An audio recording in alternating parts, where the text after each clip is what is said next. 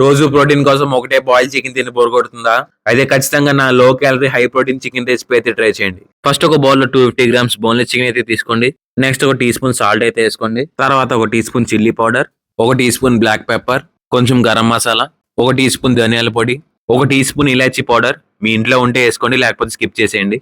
Half teaspoon tasting salt, దాని తర్వాత half lemon అయితే పిండండి చికెన్ లో. నెక్స్ట్ ఒక టేబుల్ స్పూన్ అల్లం వెల్లుల్లి పేస్ట్ అయితే వేసుకోండి చికెన్ లో. దాని తర్వాత ఒక 2 స్పూన్లు పెరుగు. అన్ని ఇంగ్రీడియంట్స్ చికెన్ లో కలిసిపోయేలాగా బాగా కలపండి చికెన్ ని.